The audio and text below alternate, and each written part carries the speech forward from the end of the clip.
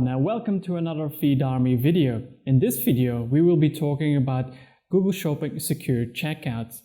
The basic rule is that if you're collecting personal information, which can be email address, the name, bank details, etc., you need to have a secure checkout.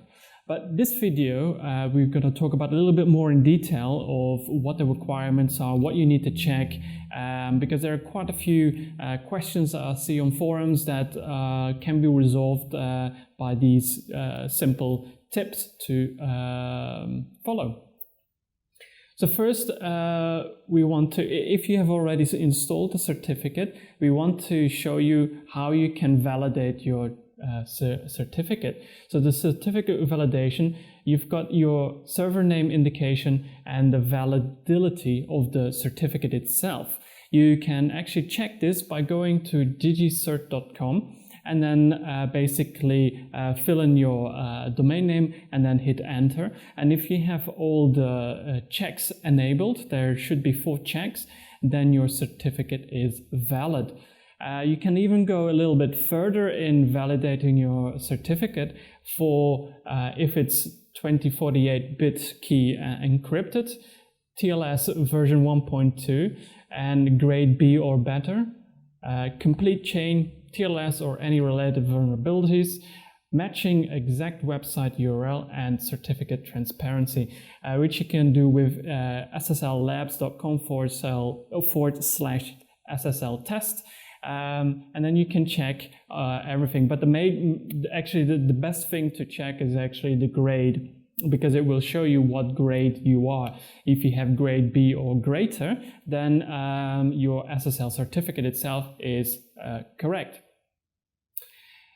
What you need to ensure before you re-request a reapproval if you have a violation, or if you're just a new merchant and you are starting with Google Shopping, then what you need to ensure is that your certificate is fresh, which means that you do not have a certificate that's near the expiry date, especially when you're just rechecking or setting up a new account.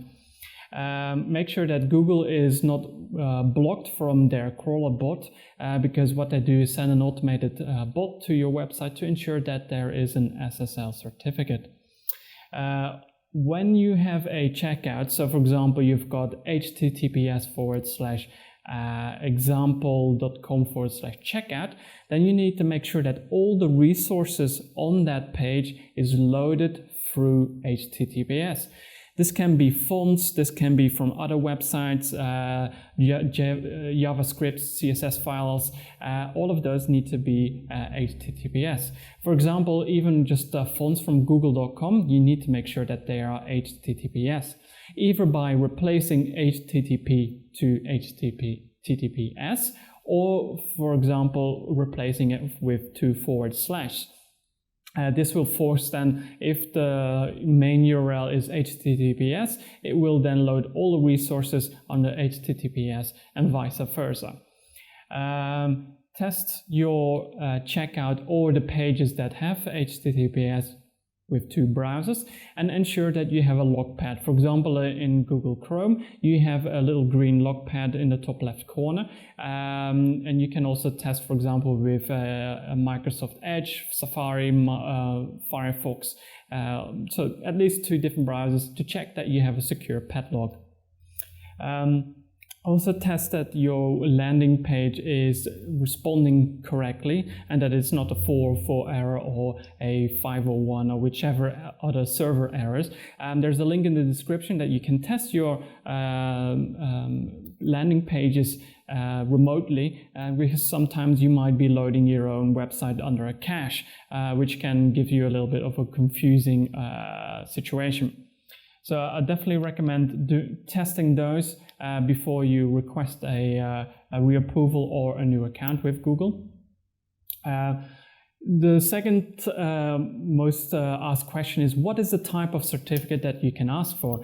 The most common new certificate is called an EV, which is a advanced certificate for e-commerce merchants ensures that there's a logpad in the browser. You can choose from a shared or a dedicated IP certificate, and the most basic one is sufficient. Most certificates come around $100 per year, and that is fine. So you don't need to have the most expensive ones. Now, when is it required? There's a lot of confusion when it comes to what are the requirements. So, for example, some people say, oh, but the customers just need to enter in an email address and their name, and then that's fine. But actually, email address and a personal identification name, in this case, is actually required to have the whole checkout in HTTPS. You can actually avoid the whole list by using a third-party checkout system. For example, if you want to use PayPal or WorldPay or any other third-party checkout system, then you don't need HTTPS or an SSL certificate on your website. So what are the requirements for having a SSL certificate?